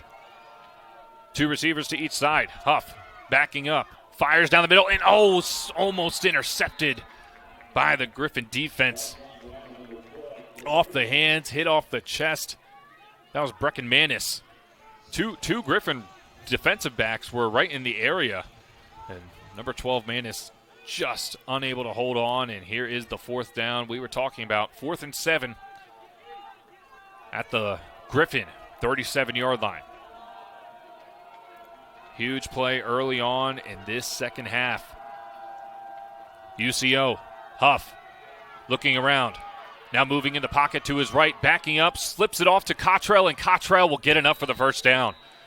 That's a heads-up smart play by Cottrell right there. He's blocking, he's staying in the block, pressure coming. Griffin's doing a good job trying to get to Huff, but Cottrell just leaks out after his block, gets enough for the first down. And a great play from Huff, keeping it alive, backing up, making some Missouri Western defenders miss, and that's going to move the chains. It's 1st and 10 at the 30. Cottrell still in the game. He's going to get the pitch to the left. He has some space and a good open field tackling there by Brock Worcester. We've seen him a couple times just one-on-one tackling, gets to the ankle, and he's like a alligator with a gator roll like that. Getting the running back down. 2nd and 7. As the UCO Broncos look to the sidelines, it's 10:40 left in this third quarter. Huff in the pistol. He's going to hand it off to Cottrell. Moving forward a little bit, he's got a long body. So moving forward can get him, or falling forward can get him an extra 2 yards, and that's what he'll gain. Now 3rd and 4. Griffin defense trying to get off the field after the interception. I assume they're going to be in 4-down territory the rest of the way. Even if you get into field goal range here, you never know what Coach Dorrell may decide to do here with a 1-score lead. Their kicker, Nicky Quevedo, is 6 of 11 on the season, and Huff is just going to take it. He's got wide open space, diving forward for a first down. Good heads-up play from the quarterback. And that's the danger when you have a dual-threat quarterback like Huff. Just 5'8", 190. It's interesting that both the running backs are towering over him, about 6'2" each, which, hey, doesn't matter how tall you are if you can play football, right? But yeah. 5'8" quarterback, and you have the 6'2" running backs. Usually it's vice versa there with those measurements. Now the other running back, William Mason, in the game. 2 Huffs left. He's going to get the handoff, makes one defender miss, and pushes forward for about a couple yards. And this is where how strong-willed you are as a defense comes into play. It's a physical game. Can you do it for 60 minutes? Yes, the UCO Broncos have been getting better field positioning than Western has been able to, and the time of possession has been in favor of Missouri Western, but this is one of those drives that is grueling when you give up a 4th down, when you give up a 3rd down, and now it is 2nd and 9. Stacked receivers to each side, and they're going to throw it to the right side. Huff got it to Delso. Delso turning his legs, spinning out of bounds, and gets just a little short of the 1st down. It's going to be 3rd and 2. So another 3rd down. Early on in this first half, they were not able to convert as often as their season shows. They were 3 of 8. For the season, they're 49.5. We can just bump that up to 50% on 3rd down converting. 51 of 103. And now today, they have been 4 of 11. But this drive, converted a 3rd down, converted a 4th down, now 3rd and 3. Huff backing up. He's got some pressure, steps up forward, makes a man miss, and he's going to get into the end zone, walking in. Touchdown, Broncos. That's just being elusive enough. The Griffins had a good play call there, brought a little bit of pressure to put on Huff, but just a good job by Huff to elude defenders, and there's just a lot of space to run at that point.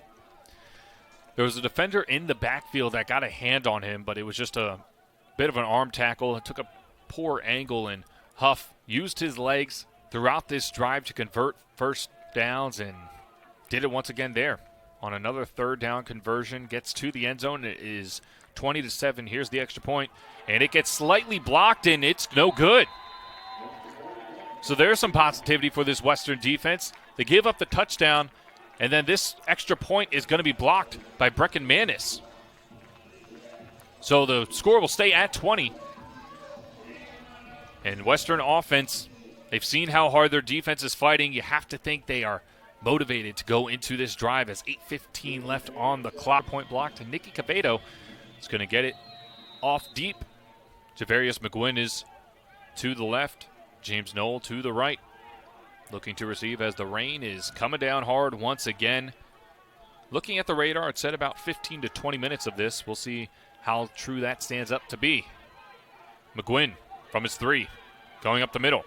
Looking for some blockers, has some room now, bursting with some speed, past the 25, still on his feet, 30, 40 now, going across to the 45, dragged down, patient returning, and then you see the burst from Javarius McGuinn. That's what you need to start off after allowing a touchdown.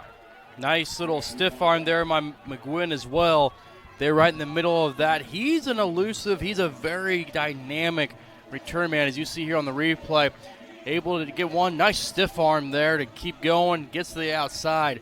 That's what the Griffins needed too. Now, special teams with a block PAT. You get field position at the own 41. See what this offense can do now. This offense last time on the field, a throw off the hands of Tyler Carey, eventually intercepted. That interception led to 6 points on the board. Jonas Bennett in motion. Now, Burwell's going to keep it. He's going to tuck it. Wasting no time. He's going to keep going. He's across the 30. Brandon Burwell's across the 20. Gets hit hard. Slides forward. Gets right back up. Points the 1st down. What a run from the quarterback. That was massive. You know, sometimes you can tell when quarterbacks are going to make that decision of, I'm going to go down. Burwell decided to go up another gear right in the middle. You can tell right about here is where he just decides he's going to take off and go between defenders. I think one UCO defender may have even thought he was going to slide down, and he takes a big hit at the end, but what a run. Yeah, David Williams laying the wood at the end of that run, but Brandon Burwald, he seemed frustrated after that interception, and he's showing it on full display right now. Ball is at the 16-yard line. He's looking to his left. Bennett was there. He's now rolling right. He might tuck again, and he will. Makes one move, and gets hit hard again. Brandon Burwald not shying away from any contact out there. Zane Adams, the defensive end, circles all the way around to hit him from behind. 7 minutes now remaining in this third quarter. I was going to make a comment that I think most of the receivers and running backs all have gloves on, but I just saw one of them just toss them to the side. So that comment is no good anymore. So whatever. Let's move on. We'll see what they do here. Number 81, Isaac Katab now in the game at receiver on the far right. And trips formation on the left. Jonas Bennett, the closest one to the line of scrimmage. Morel Fountain in the backfield. He will take it up the right side. He slips down and gets tackled right in front of the line of scrimmage. that plant foot. You can see the elements playing a factor now, as that is a slip down in 3rd and 7. And this isn't rain coming down slowly. This is a steady pour coming down. No wind again, which is good if you're in Missouri Western, because at this point you'd be kicking into the slight wind that we've had today, but it's getting messier down there too. Trips left, and we have a pre-snap penalty. It's going to be a false start. False start. Offense, number 81. 5-yard penalty, 3rd down. That's going to be the wide receiver, Isaac Katab. Usually you see the offensive lineman false starting. Not sure what they was not looking at Katab at the time of the penalty, but that's going to back them up to 3rd and 11 now. And with this rain, we'll see what they draw up. The field goal flags are blowing a little bit now. 2 receivers right, 1 to the left. Tight end in the split back formation. That's Bryce Page. He does not get too many catches on the season. Fountain's in the backfield. Burwald looking left. He's going to fire towards Jake Berry. A beautiful throw goes out of bounds and out of play. From our view up here, couldn't quite tell how close that was to Berry, but it looked like a solid throw. Yeah, it looked like a really good throw. Good coverage there, too. Just can't tell if it was too far out of his reach. Replay may give us a better look at it. Good location. Hands just not in the position they need to be. It looked like if Berry was able to free up his inside hand, he could have got 2 on it. It was a perfect throw from Burwald, and now Cody Watson trotting on the field. The ball will be spotted at 25. This will be a 35-yard kick from Watson. Snap good, hold good, kick is on the way, and it is good. Cody Watson puts up 3. A drive that stalls, a false start penalty, and then a pass that went a little too far for Jake Berry's hands, and it is a 20-10 game now as Cody Watson celebrates the good kick. He is now 11 for 15 in field goals on the season. That's a big kick from especially 2 weeks, 5 minutes for the Hall of Fame game. You play 12 minutes, and then you go sit back down for another 45 minutes due to a weather delay. Now you're back up on the field, 5:35 left in this 3rd quarter. You're down by 10. Mason Grove will kick it off to UCO. They have 2 returners back. It is going to be is going to be Dev Matthews and Kobe Stevens. And it's going to be a little bit of a pooch kick right down the middle. It's going to skip around. The ball is still free and then covered up by UCO. Why not utilize the slickness of the turf out of this long break? You might be on your heels. You're still stretching up. The muscles are still getting loose. Why not try that? And I like that call, too, because you're just expecting, here we go, kickoff. We'll just do it again. Maybe you catch UCO napping a little bit there. Your defense has played really well to this point. Yeah, they've given up 20 points. One of those was on a 4-yard drive. The other 2, UCO put some stuff together, but defense is playing pretty well for the Griffins so far today. And the other score that we did not get to was Fort Hays State 33-7 over Emporia State. Huge for UCO as they hand off to Jalen Cottrell, number 0. Their running back, he's shifty, he's quick, he's elusive, and he'll get back to the line of scrimmage. It's going to be 2nd and 10 as the clock is ticking now. And we have football again after a 45-minute weather delay. It's a little weird to look at the stats, but in the 3rd quarter, 14 plays, 58 yards for UCO, 7 for 45 for Missouri Western so far.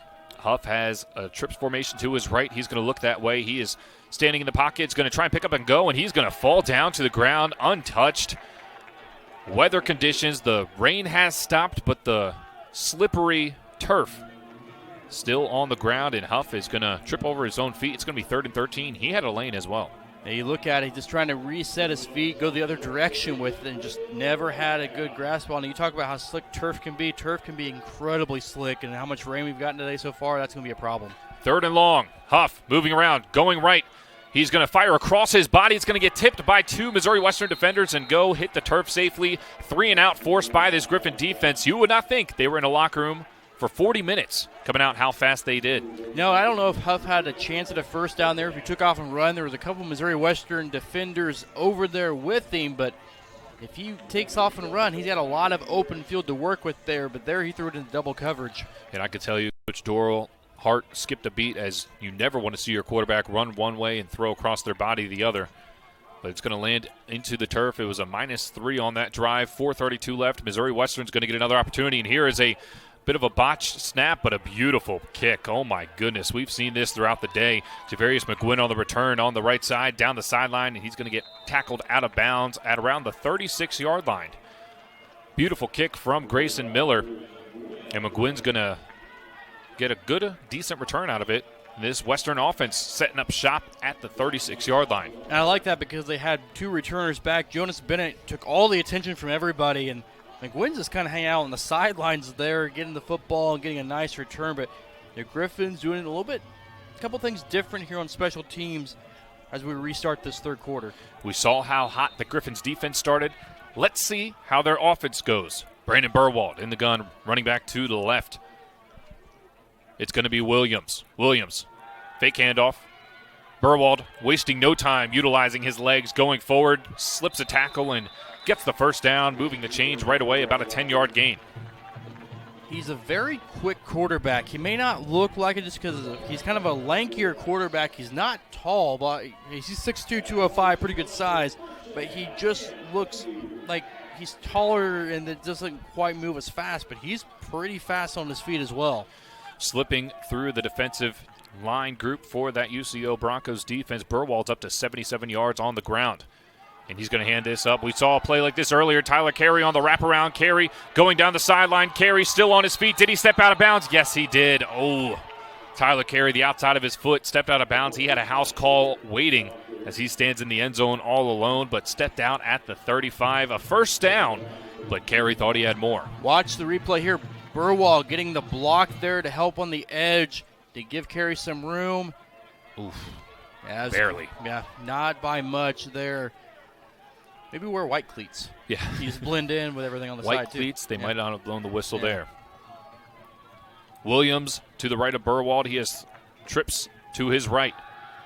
He's looking downfield. He's going to pull it back now, moving left. Burwald still head in the air. Is going to try and avoid a tackle. He slips one and gets tackled down hard by the other.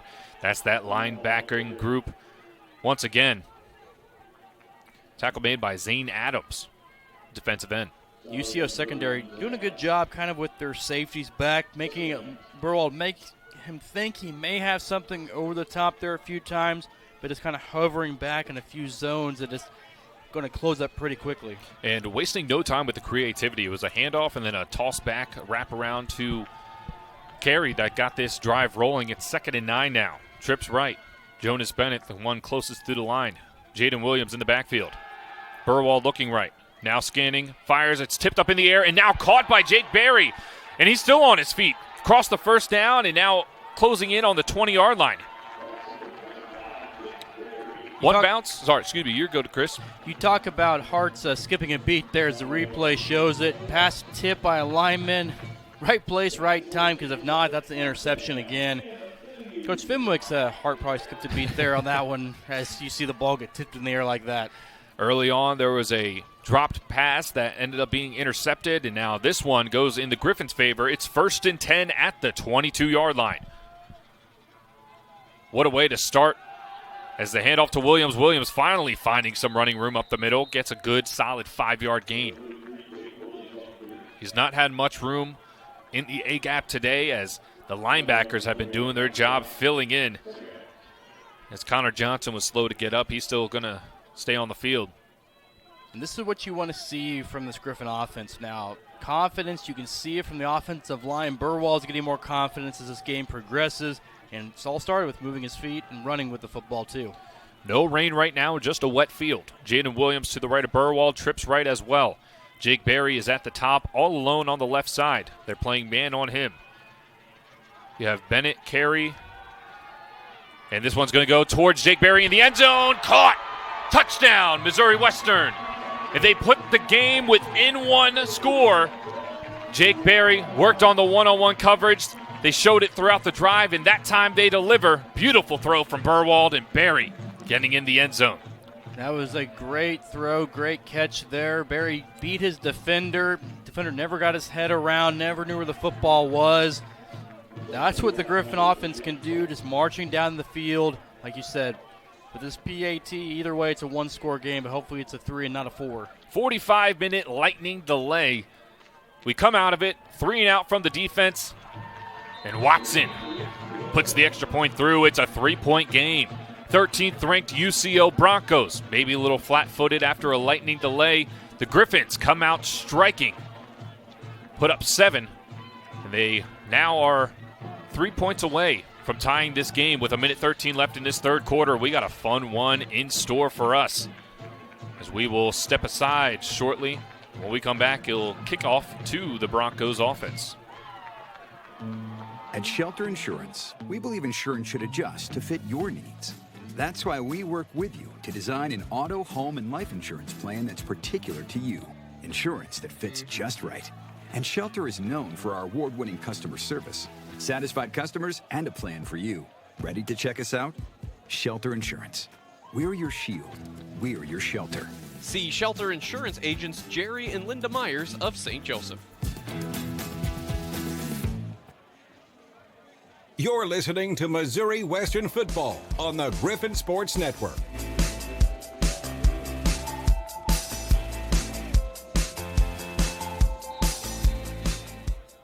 Welcome back. Missouri Western responds quickly after their defense forced a 3-and-out. The offense was humming, and what we like to see more often is the positive yards on first down as they are sending it off to UCO. This one's going to go out of the end zone. Mason Grove, his 24th touchback of the season.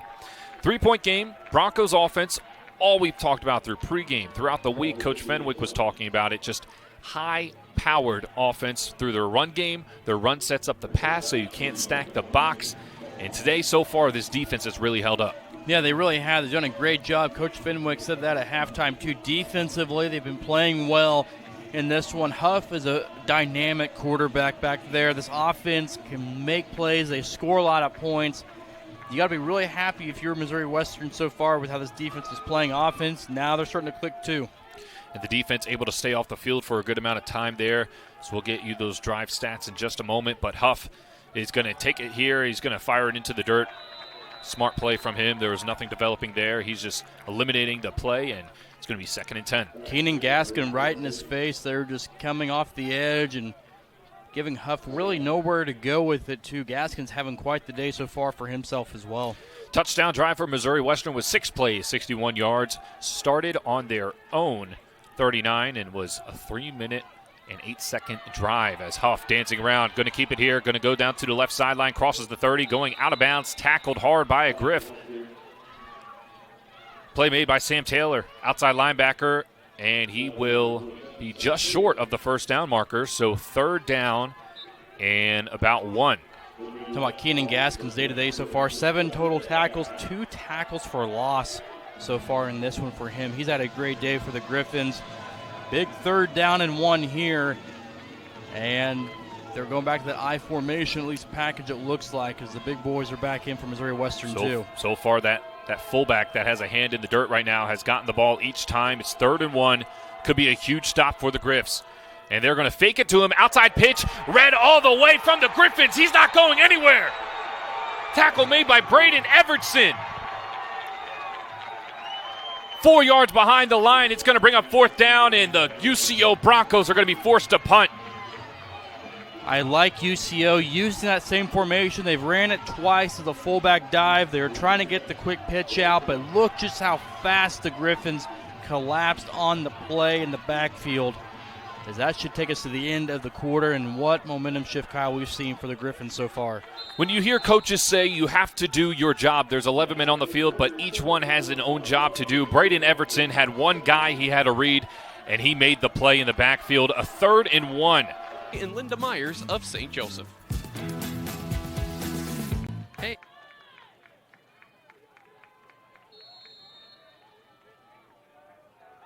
Welcome back. Missouri Western Griffins are getting ready to receive the punt. This one is off by Grayson Miller. Backing up is Jonas Bennett. He's going to receive it at his own 17-yard line. He has a seam up the right sideline. Bennett across the 40 now, cutting back inside. He has a few blockers trying to switch the field. Jonas Bennett using his legs across the 50 now. Has one man to beat, and he gets dragged down at the 42-yard line. What a return from Jonas Bennett, as this Griffins team is firing off after the delay. Special teams, even before the delay, Kyle. You have the block PAT. You have the great return that sets up the point for the 3-point field goal. You have the punt after the delay, the return to about your own 40. Good field position there. Then Jonas Bennett right there. Now you're on UCO side of the 40-yard line. Special teams in the second half have been crucial for Missouri Western to get back into this ball game. It would look like one of those returns you do on Madden. You go one way right, push the defense there, then go all the way back around. You make your coach nervous the entire time you're crossing field and you're running more laterally than you are up and horizontally down the field. Now at the 41, the plus 41, Brandon Burwald. 2 receivers to each side. He's settled into this game, especially after the delay. He's going to take it. He has Carey down the field in one-on-one. Carey goes up and makes the catch. Tyler Carey at the 25. A flag is down. He's still on his feet, pushing forward across the 20 inside the red zone. Flag coming down. I think it's going to be on Missouri Western. It looks like they're going to hit Connor Holt because it was right where he was. The umpire threw the flag. After the Broncos. Eligible receiver illegally downfield on the offense, number 73. Penalty, first down. And that's about the 3rd time we've heard an eligible receiver downfield as we'll get this replay. Yep, just blocked down about 5 yards downfield. You just have to be able to know where that line of scrimmage is as an offensive lineman. Completely wipes a huge play about 25 yards to Carey. And now the Griffin offense, 1st and 15. 14-22 remains in this game. They are down by 3. It's been a dogfight today. A little bit of rain, a little bit of sloppiness, but both defenses playing strong physical games. Burwald dancing around, searching down the field. He's going to fire. He has a receiver in Chris Floyd Jr. who catches it and gains back the penalty yardage. Solid play there. Good job by Burwald just trying to extend the play, find something down the field. Carey looked for a second like he was open in the middle of the field, but that one wasn't there from that time either. And now you're, like you said, now you're back to the original line of scrimmage, 2nd and 10. Momentum's on your side still. You need positive plays here. You have to keep it going. You're down by 3 at the 42. Burwald scanning. Fires to the left sideline. Caught again. Chris Floyd Jr. First down, moving the chains. And part of that's finding that soft spot of the way the defensive back is playing right there. We've seen it a few times where they've tried to do those little out passes, those posts to the outside. They just haven't been on the same page. That time it was. Now Burwald's, you can tell that rhythm is there, but it all starts when he starts finding Carey and Bennett, one of his 2 key slot guys. 13:25 remaining. Griffin's driving now. 1st and 10 at the plus 27. Handoff, no, it's a fake. Burwald has some room and tries to stiff arm just 1 block away from escaping. He's going to dive forward. It's going to be 2nd and 8. Braden Wycliffe had the block almost, just couldn't stay on him. And if he gets that block there, Coach Fenwick's hands were ready to go and celebrate at least the first down because Burwald would have had a first down if that block was there. David Williams, the strong safety for this UCO defense, made the play, shedding the block and getting to the quarterback, Burwald. He's at 89 yards rushing today. He leads the team in rushing that has 140 right now as a whole. Now looking, goes to the left again, looking for Chris Floyd. That one's going to go too far out. Better that he threw it out of bounds there, as there was a undercutting cornerback looking to intercept that ball. 3rd and 9. Yeah, and we see kind of how UCO does play in their secondary. They have the underneath defensive back, they have the safety over the top to help on those out routes like that. Burwald, he's missed on some, but he's missed out of bounds on those plays, which has been the biggest thing. If you're going to miss out of bounds. Now trips right. You have to think Jonas Bennett. They're going to be looking for him. He has 67 yards on the day. He's looking for a 5th straight game of 100 yards. He's been reliable. They're going to look left, trying to find the one-on-one, and it's going to be held up. Incomplete pass, and they're looking for a penalty. They're not going to get one. This brings up 4th and 9. They are in field goal range. A field goal will tie this game. No wind right now, no rain. Cody Watson trots onto the field. He is 11 of 15 on the season. He's 1 for 1 today. This one about 5 yards further back. This one's going to be a 40-yard kick for Watson. His long of 52 on the season. 35 of 50 in his career. To tie the game, Watson. 40-yard attempt is up. It is good. Cody Watson ties this one up 20-20 with 12:29 remaining in this fourth quarter. The Griffins are fighting, and the Broncos are trying to hold on. We have tons of action coming up to close out this game. Chris, I mean, what are your thoughts? This has been a fantastic second half so far, special teams-wise. Offensively, almost there on firing all cylinders. Yeah, you had the illegal man downfield.